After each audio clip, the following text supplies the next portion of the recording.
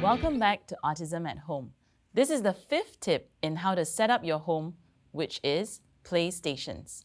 By this point, if you have watched all the previous lessons, we have talked about making your home child-safe, establishing structure, promoting independence, and using visuals. And if you have started to implement these recommendations, well done. What you're doing is already making a huge difference to your child's well-being at home. Now, we talked before this about establishing structure and routine at home.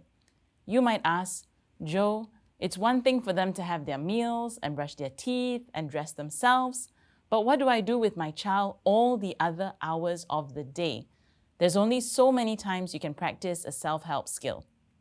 A common phenomenon we observe in children with autism is that if left on their own, they may either play in the same way repetitively, again and again, like lining up blocks, or engaging in stimming behavior like giggling or jumping or spinning.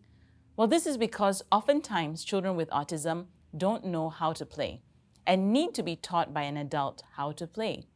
In future videos, we'll go more into how to teach your child to learn how to play.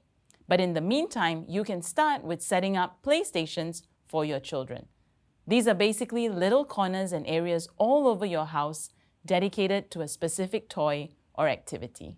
So before we proceed, let's understand first, why are playstations so important? Well, firstly, it occupies your child's time appropriately and prevents or reduces self-stimulatory behavior. Secondly, it prevents inappropriate behaviors due to being unoccupied or bored. And last but certainly not least, is that it is good for their overall development of skills, particularly in getting ready to make friends, as well as for overall cognitive development. So what kind of playstations are there out there? Well, the ideas are endless, to be honest. But what is most important is to cater it to what your child would be most interested in. Some common examples include a reading corner, a crafts corner, a kitchen set, puzzles, blocks and Legos corner, or even trains and cars, and the list goes on. Now, it can get pretty pricey to try and buy every type of toy for your home. So consider other ways to make things more cost-effective, such as checking out a toy library, or going to a secondhand toy store, or sharing toys amongst your friends who are also parents, or even looking for creative alternative ideas on Pinterest. Do also take note that simply having a box of toys out is not usually sufficient to teach your child how to play.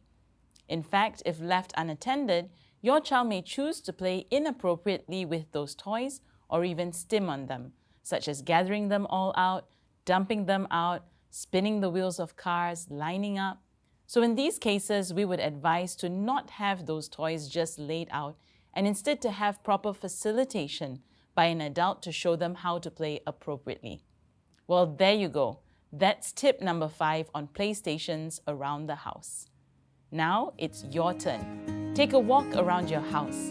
Have a look at all the toys your child already has. Are they all already organized? Are they neatly put together?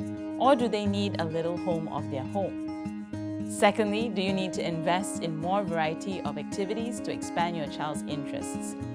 Well, now that we have covered all the play activities, what about the actual learning? How should I set up my child's learning station? Let's find out in the next lesson.